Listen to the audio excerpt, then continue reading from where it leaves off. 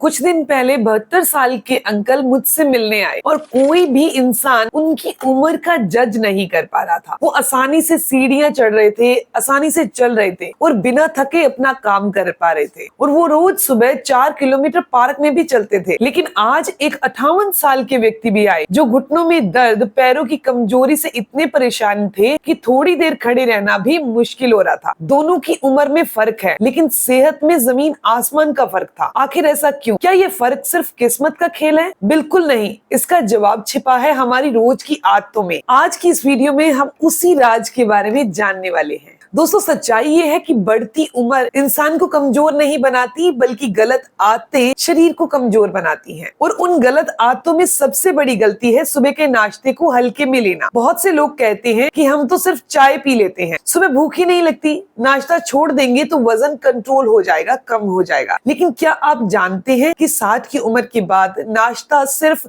एक भोजन नहीं रहता, बल्कि आपके शरीर की मरम्मत करने वाली पहली दवा बन जाता है। आयुर्वेद कहता है जठराग्नि स्वस्थ तो शरीर स्वस्थ, और आधुनिक विज्ञान कहता है कि breakfast is the metabolic switch off the day. यानी सुबह का पहला भोजन ये तय करता है कि आपका पूरा दिन कैसे बीतेगा। आपके शरीर में ऊर्जा रहेगी या कमजोरी, घुटने मजबूत रहेंगे या दर्द करेंगे, दिमाग तेज चलेगा या भूलने की समस्या बढ़ेगी। आज की इस वीडियो में मैं आपको 7 ऐसे सुबह के नाश्ते बताऊंगी जो 60 साल की उम्र के बाद आपको जरूर खाने हैं, ताकि शरीर में ताकत आने लगे। साथ ही जानेंगे सुबह का नाश्ता क्यों जरूरी है, कौन सी गलतियां बुजुर्ग सबसे ज्यादा करते हैं, आयुर्वेद क्या कहता है, विज्ञान क्या कहता है, और आखिर में एक ऐसा मॉर्निंग फॉर्मूला बताऊंगी जिसे अपनाकर आप 70-75 की उम्र में भी चुस्त दुरुस्त रहेंगे। तो वीडियो को एंड तक जरूर देखिएगा। मैं हूं दिव्या धवन, एक सर्टिफाइड न्यूट्रिशनिस्ट, एक डाइट प्लानर। सबसे पहले जानते हैं कि सुबह का नाश्ता 60 साल की उम्र के बाद जरूरी क्यों होता है। जब हम युवा होते हैं तो शरीर की पाचन शक्ति बहुत मजबूत होती है, लेकिन 60 की उम्र के बाद जठराग्नि यानी कि डाइजेशन फायर धीरे धीरे कमजोर होने लगती है। यही कारण है कि खाना ठीक से पचता नहीं है, गैस बनती है, कब्ज रहने लगती है, शरीर पोषक तत्वों को ठीक से अवशोषित नहीं कर पाता। अब सोचिए, अगर सुबह का भोजन ही सही नहीं होगा तो पूरा दिन शरीर को ऊर्जा कहां से मिलेगी। आधुनिक रिसर्च कहती है कि रात भर सोने के बाद शरीर लगभग 10 घंटे तक उपवास की स्थिति में रहता है। सुबह उठते ही शरीर को चाहिए प्रोटीन, कैल्शियम, विटामिन, खनिज और पर्याप्त ऊर्जा। यदि ये नहीं मिलेगा तो शरीर अपनी ही मांसपेशियों को तोड़कर ऊर्जा बनाना शुरू कर देता है। इसीलिए कई बुजुर्गों के हाथ पैर पतले होने लगते हैं, पैरों में ताकत कम होने लगती है, चलने का संतुलन बिगड़ने लगता है। विज्ञान इसे सार्कोपीनिया कहता है, आयुर्वेद इसे धातुशय कहता है। अभी जो सुबह सुबह उठकर खाली पेट चाय पीते हैं उनके लिए बहुत ही खास बात। भारत में करोड़ों लोग सुबह उठते ही चाय पीते हैं, लेकिन अगर आपकी उम्र 60 वर्ष से ऊपर है तो ये आदत धीरे धीरे शरीर को कमजोर बना सकती है, क्योंकि खाली पेट चाय आयरन के अवशोषण को कम कर देती है, एसिड बढ़ाती है, भूख कम करती है और धीरे धीरे कैल्शियम की कमी का कारण बन सकती है। आयुर्वेद कहता है कि सुबह उठते ही सबसे पहले गुनगुना पानी लेना चाहिए। इससे रात भर जमा हुआ विषैले पदार्थ बाहर निकलते हैं, कॉन्स्टिपेशन यानी कब्ज दूर होती है, पाचन अंगनी जगती है।